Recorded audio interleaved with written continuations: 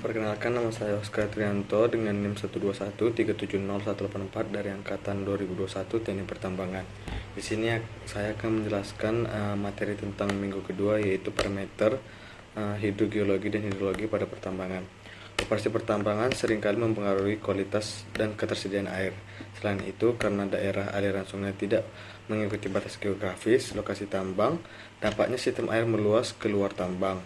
Kecelakaan sering terjadi pada pengolahan air di lokasi tambang yang menimbulkan kekhawatiran mengenai kemampuan untuk menyesuaikan proses penambangan berdasarkan kondisi hidrologi yang bervariasi dan mengadaptasi alat model pengolahan air untuk perhitungan raca air yang akurat. Untuk meminimalkan dampak lingkungan dari penambangan, semua fase perencanaan operasi tambang memerlukan pengetahuan tentang keadaan hidrologi dan hidrogeologi. Oleh karena itu, terdapat beberapa parameter yang harus diperhatikan dalam hidrogeologi maupun hidrologi dalam pertambangan. Yang pertama itu adalah topografi, geologi, dan geomorfologi, yang dimana karena infiltrasi, limpasan permukaan, dan pengisian ulang air tanah semuanya dikendalikan oleh karakteristik tanah dan batuan dasar, sehingga informasi komprehensif tentang geologi permukaan dan dekat permukaan serta morfologi lokasi sangat penting untuk mengukur dan mengevaluasi karakter hidrologi dan hidrogeologi lokasi dari penambangan setempat. Kemudian itu ada komponen hidrologi. Pada komponen hidrologi dilibatkan dua sistem utama, yaitu sistem air alami dan air tambang. Perairan alami dikaitkan dengan siklus hidrologi alami, sedangkan air tanah dan air meteorik dari presipitasif, pencairan salju dan penguapan serta limpasan. Sedangkan pada sistem aliran hidrologi tambang melibatkan dari sistem penyaliran dari tambang itu sendiri. Kemudian ada curah hujan dan penguapan.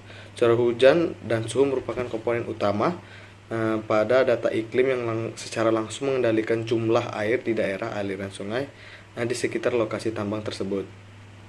Adapun parameter yang dihitung pada curah hujan dan penguapan adalah, yang pertama itu adalah pembuangan air tanah, jumlah curah hujan, kemudian intensitas curah hujan, durasi presipitasi, kemudian rata-rata tahunan, data periode kering atau basah 5-10 tahun, kemudian ada periode ulang, suatu kejadian ekstrim yang mempunyai interval periode ulang untuk jumlah tahun tertentu.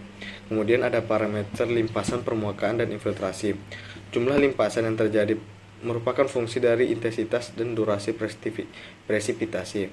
Selain itu, volume limpasan bergantung pada kelembapan tanah dan kapasitas infiltrasinya.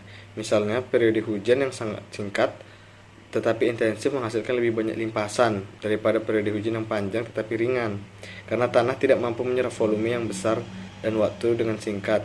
Hal ini berhubungan dengan tingkat dari porositas ataupun permeabilitas tanah, yang dimana porositas tanah merupakan kemampuan tanah tersebut dalam menyerap suatu atau cairan dalam volume tertentu. Kemudian permeabilitas tanah itu merupakan suatu kemampuan dari tanah tersebut untuk meloloskan air dalam volume tertentu. Kemudian ada pengisian ulang air tanah, yang dimana lokasi di belahan bumi utara dengan karakteristik iklim maritim dan kontinental mempengaruhi fluktuasi musiman air di daerah aliran sungai. Infiltrasi musiman dan pengisian ulang air tanah. Muka air tanah mengandung variasi spesial dan temporal yang bergantung pada beberapa faktor, termasuk kondisi hidrogeologi akuifer, kemudian interaksi air permukaan dan air tanah, interaksi air tanah dan pengisian ulang air tanah secara langsung yang diatur oleh keadaan iklim. Kemudian yang terakhir adalah ada anggaran air.